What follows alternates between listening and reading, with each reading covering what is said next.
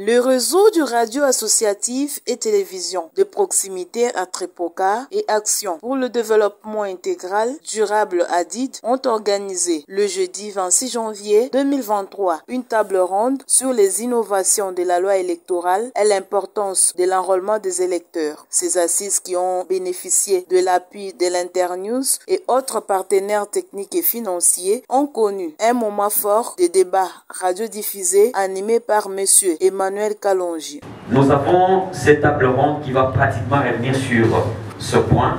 Internews et ERI sont les deux partenaires qui collaborent pour parvenir à la matérialisation de cette table ronde. Les appels se multiplient pour l'enrôlement massif. Dites-nous, quelle est l'importance de ces opérations? Le premier panéliste, M. Pierre Kenemo du CEP-CENI Kasaï Oriental, s'est focalisé sur l'importance de l'opération d'identification et d'enrôlement des électeurs. L'identification et l'enrôlement des électeurs sont à la base d'une loi. La loi que nous appelons loi numéro 004 par 028 du 24 décembre 2004. Donc, parler de l'importance de l'identification et enrôlement des électeurs signifie parler de l'importance de cette loi sous-syndiquée, et pour en parler, nous préférons revenir succinctement sur le contexte de cette loi-là par la résolution numéro 10 par CPJ par 09 du 18 avril 2002 et de l'article 154 de la Constitution de vote du candidat électeur, mais également et surtout sur la carte d'électeur qui reprend pratiquement tous les éléments d'identité de l'électeur. Il faut également souligner que l'identification et l'enrôlement des électeurs jouent un très grand rôle dans la répartition des sièges. Plus on s'identifie et s'enrôle, plus vous avez le nombre de sièges. Moins vous vous identifiez et enrôlez, moins vous avez le nombre de sièges.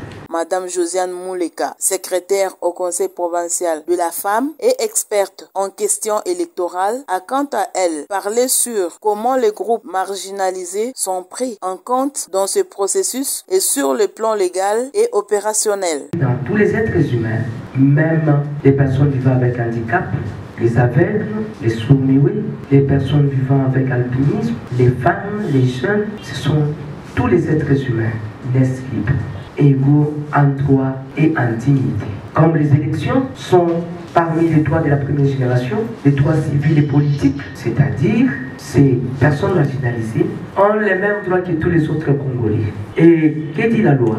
À qui la qualité d'électeur ou bien d'être candidat est reconnue dans la présente loi, l'article 9 reconnaît la loi accorde la qualité d'électeur, bien d'être candidat à toute personne de nationalité congolaise, à toute personne âgée de 18 ans révolue. La loi dit encore que la qualité d'électeur est accordée à toute personne qui ne se retrouve pas dans les cas d'exclusion. Et la qualité d'électeur est reconnue à toute personne vivant sur le territoire national. Bien sûr, dans la loi électorale, même nos frères congolais de la diaspora. Et enfin est venu le tour de Maître Sylvain Founi, chargé de contentieux à la CENI Kasaï Oriental, qui, à sa juste valeur, a décortiqué le sous-thème quand et comment s'appliquent les seuils de représentativité et de recevabilité. La loi numéro 17 par 013 du 24 décembre 2017. À ce jour, ce n'est pas une innovation, parce que nous l'avons déjà appliqué aux élections de 2018. Mais c'est le seuil de recevabilité qui est en fait une innovation. Mais le seuil de représentativité, nous devons en parler parce qu'il revient dans les esprits des électeurs. Le seuil de recevabilité est défini par l'article 41 des mesures d'application de la loi électorale. Il est défini en ce terme. Le seuil de recevabilité est un pourcentage fixé par la loi que les partis et les regroupements politiques doivent atteindre pour que leur liste de candidatures soit déclarée recevable. La représentante de Hadid, Madame Berthe Kaniki, donne ici la quintessence de ces assises. Nous tenons à remercier vivement ces organisations qui se battent tant bien que mal pour contribuer à l'éducation civique et électorale des Congolais. Chers invités, aujourd'hui, plus que jamais, la République démocratique du Congo a besoin des jeunes, des femmes et des personnes marginalisées bien averties qui peuvent comprendre les innovations ou mieux encore les dispositions clés de la nouvelle loi électorale.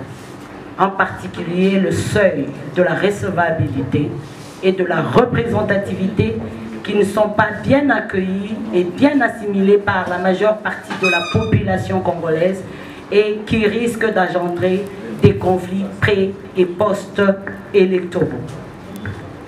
Ainsi donc, nous demandons aux hommes et aux femmes présentes dans cette salle, membres de la société civile et des partis politiques, sans oublier les autres citoyens ordinaires, de s'imprégner et de s'approprier des matières que nous allons donner ici et pour être attentifs à ce que nos chers panélistes pourront dire.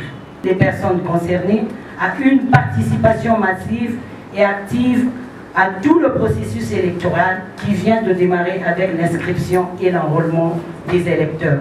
Ensemble avec le RATEPOCA, de passer des moments fructueux et producteurs d'espoir pour une grande mobilisation citoyenne afin d'assurer la participation effective des populations aux élections de 2023. Pour sa part, Madame Ruth Noëlla Biachini, représentante du RATEPOCA, a circonscrit le cadre du jour en ces termes. La table ronde à laquelle vous êtes conviés aujourd'hui dans cette salle est une façon pour nous, réseau de radio communautaire du Kasaï oriental, d'éveiller le sens patriotique des citoyennes et citoyens congolais quant à la compréhension du processus en vue d'une participation massive des personnes concernées à cette opération de révision de fichiers électoraux. C'est ici l'occasion pour nous de remercier nos partenaires Internews et Institut républicain international qui ont apporté un appui nécessaire à nos deux structures. Présent à cette table ronde, le maire de Mbuji-Mayi a félicité les organisateurs et a profité de l'occasion pour demander à la population de sa juridiction à s'enrôler massivement pour maximiser le seuil de représentativité. Je suis heureux qu'à ma prise de possession de la commande de la ville de Mbuji-Mayi, une telle activité soit menée par ces institutions et que je sois l'autorité qui a retenu votre attention pour vous accompagner. Pour ce faire, je vais saisir décret et vous promets ma disponibilité pour d'éventuelles activités de ce genre. Mesdames et messieurs, la révision du fichier électoral est un acte salué pour la RDC en général et en particulier la province du Kasaï oriental. La ville de Mbuji-Mayi que j'ai le privilège de diriger est concernée à haut niveau, étant donné que sa population est appelée à s'acquitter de ses devoirs plus civiques. Retenez que cette activité entre dans le cadre de la sensibilisation de la population sur l'enrôlement et l'importance de la carte d'électeur et bénéficie de l'appui technique de l'URI et d'Internews financé par l'USAID et les coopérations suédoises et suisses.